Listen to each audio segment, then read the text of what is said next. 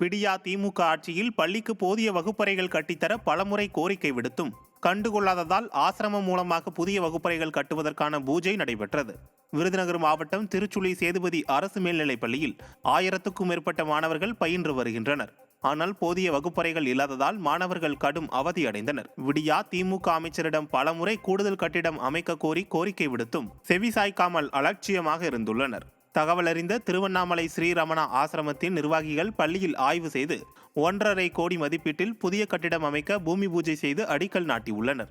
மக்கள் விரோத திமுக மாணவர் விரோத போக்கில் கோரிக்கைகளை நிறைவேற்றாததால் பெற்றோர்கள் மற்றும் பொதுமக்கள் குற்றம் சாட்டியுள்ளனர்.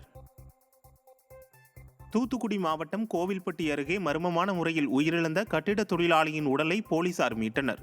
கட்டிட தொழிலாளி வெங்கடேஸ்வரனின் உடலுக்கு அருகே விஷ பாட்டில் கைப்பற்றப்பட்ட நிலையில் அவர் விஷம் குடித்து தற்கொலை செய்து கொண்டாரா அல்லது வேறு ஏதேனும் காரணமா என்பது குறித்து போலீசார் விசாரணை மேற்கொண்டுள்ளனர். இதனிடையே வெங்கடேஸ்வரனின் மரணம் தொடர்பாக விரைந்து விசாரணை நடத்த கோரி அவரது உறவினர்கள் சாலை மறியலில் ஈடுபட்டனர். கடலூர் மாவட்டம் காட்டுமன்னார் கோவிலில் உள்ள பெரிய குளத்தில் குப்பைகள் மற்றும் கழிவுநீர் கலப்பதை பேரூராட்சி நிர்வாகம் கண்டுகொள்ளவில்லை என பொதுமக்கள் குற்றம் சாட்டுகின்றனர். காட்டுமன்னார் கோவில் வீரநாராயண பெருமாள் கோவில் எதிரே உள்ள பெரிய குளத்தில் அதிகப்படியான குப்பைகள் மற்றும் பிளாஸ்டிக் பாட்டில்கள் கொட்டப்படுவதாலும் கழிவுநீர் குளத்தில் கலப்பதாலும் குளம் மாசடைந்து துர்நாற்றம் வீசுவதாக பொதுமக்கள் வேதனை தெரிவிக்கின்றனர். இதுகுறித்து பலமுறை அதிகாரிகளிடம் முறையிட்டும் கண்டுகொள்வதில்லை என்றும் பொதுமக்கள் குற்றம் சாட்டியுள்ளனர். காஞ்சிபுரம் மாவட்டம் ஒரகடம் அருகே தனியார் நிறுவன மேற்பார்வையாளரிடம் மாமூல் கேட்டு தாக்கிய திமுக ஊராட்சி மன்ற தலைவரை போலீசார் கைது செய்துள்ளனர். ஒரகடம் அடுத்த வடக்குப்பட்டு பகுதியில் செயல்படும் தனியார் நிறுவனத்தில் மேற்பார்வையாளராக சுப்பிரமணி என்பவர் பணியாற்றி வருகிறார். இவரிடம் வளையங்கரணை ஊராட்சி மன்ற தலைவர் ராஜன் அடிக்கடி மாமூல் கேட்டு மிரட்டி வந்துள்ளார். இந்த நிலையில் பணியில் இருந்த சுப்பிரமணியிடம் ராஜன் மற்றும் அவரது கூட்டாளிகள் சேர்ந்து மாமூல் பணம் கேட்டு தாக்கியுள்ளனர். இதுகுறித்து சுப்பிரமணி அளித்த புகாரின் பேரில் திமுக ஊராட்சி மன்ற தலைவரை போலீசார் கைது செய்தனர்.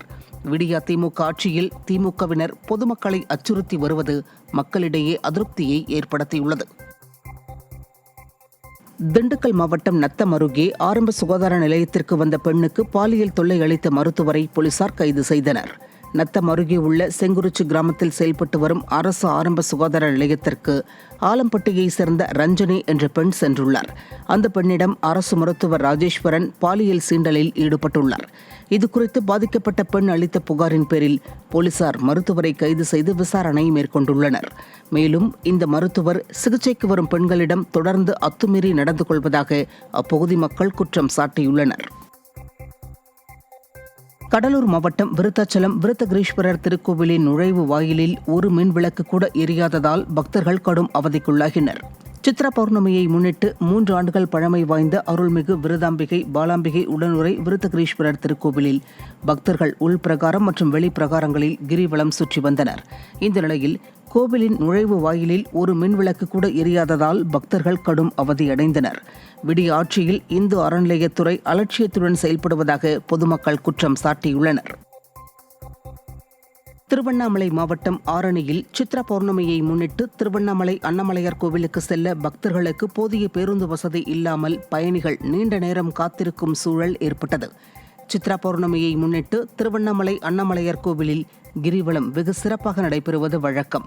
இந்த விழாவிற்கு செல்வதற்காக திருவண்ணாமலை ஆரணி பகுதியில் ஏராளமான பக்தர்கள் குவிந்தனர்.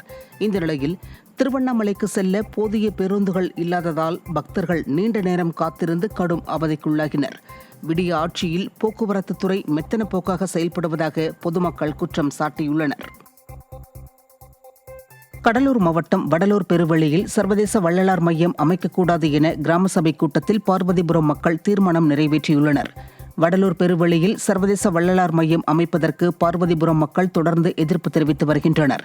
இந்நிலையில் வடலூர் பார்வதிபுரம் பகுதியில் நடந்த கிராம சபை கூட்டத்தில் சுமார் 40 ஏக்கர் பரப்பளவில் வடலூர் பெருவெளியை ஆக்கிரமிப்பு செய்துள்ள இடத்தை தமிழக அரசும் இந்து அறநிலையத்துறையும் மீட்டு அங்கு வள்ளலார் மையத்தை கட்டிக்கொள்ளுமாறு கிராம மக்கள் தீர்மானம் நிறைவேற்றியுள்ளனர்.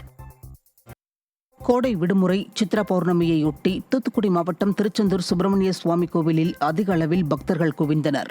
அதிகாலை முதலே கடலில் புனித நீராடிய பக்தர்கள் சுமார் 7 மணி நேரத்திற்கும் மேலாக நீண்ட வரிசையில் காத்திருந்து சுவாமி தரிசனம் செய்தனர். இந்நிலையில் தொடர்ந்து பக்தர்கள் கூட்டம் அதிகரித்ததால் பல மணி நேரம் வரிசையில் காத்திருந்த பக்தர்கள் சுவாமி தரிசனம் செய்ய முடியாமல் ஏமாற்றமடைந்தனர்.